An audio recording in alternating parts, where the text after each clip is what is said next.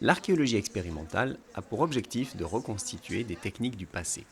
Une telle approche, appliquée en archéozoologie, peut ainsi viser à une meilleure compréhension des activités de boucherie dans des contextes anciens, à l'époque gauloise, à l'âge du bronze ou au paléolithique récent par exemple. Le plus souvent, il s'agit de découper une carcasse animale de manière rigoureusement contrôlée. Il devient alors possible d'établir des correspondances entre les gestes réalisés par le boucher et les traces laissées sur les ossements, notamment des stries de découpe. Grâce à cette méthode, des référentiels expérimentaux sont mis en place par les archéologues. Ils leur permettent d'interpréter plus précisément les traces laissées sur les ossements archéologiques découverts lors des fouilles et d'en inférer des actions précises. Les différents schémas de boucherie reconstitués peuvent renseigner sur différents buts recherchés lors de la boucherie, par exemple en fonction de la saison, mais aussi sur des pratiques culturelles distinctes.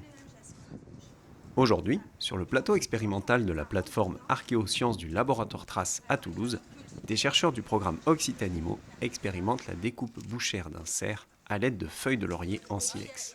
Il s'agit d'un outil emblématique du Solutrien, une culture préhistorique qui existait en Europe de l'Ouest il y a un peu plus de 20 000 ans. Les gestes réalisés sont précisément enregistrés, de manière à pouvoir interpréter par la suite les traces laissées à la fois sur les ossements et sur les outils. Certains des outils employés ont été préalablement chauffés pour évaluer leur efficacité.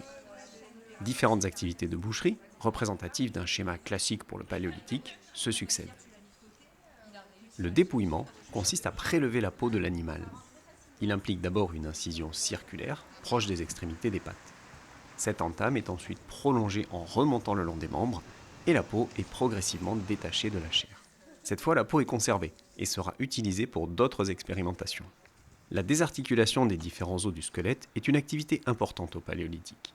Elle permet de diviser la carcasse en portions, pour le partage ou le transport, mais également de séparer chaque os pour faciliter sa manipulation en vue d'une fracturation.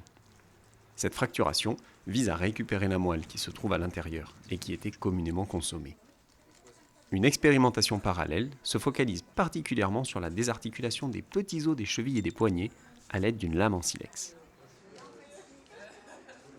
Le prélèvement des tendons est une opération qui vise à sectionner et retirer les tendons, notamment pour pouvoir les employer dans l'artisanat. Le décharnement consiste à détacher les masses musculaires. La viande prélevée peut être consommée directement ou préparée en vue de stockage. Elle peut être séchée ou fumée par exemple. Les différents buts recherchés peuvent occasionner des stries de découpe distinctes. Contrairement au schéma classique de la boucherie paléolithique, lors de cette expérimentation, les os à moelle ne sont pas fracturés. Cela permettra de faciliter la lecture des traces sur les surfaces osseuses. D'autres expérimentations, menées avec des objectifs scientifiques différents, se concentreront plus tard sur cette étape.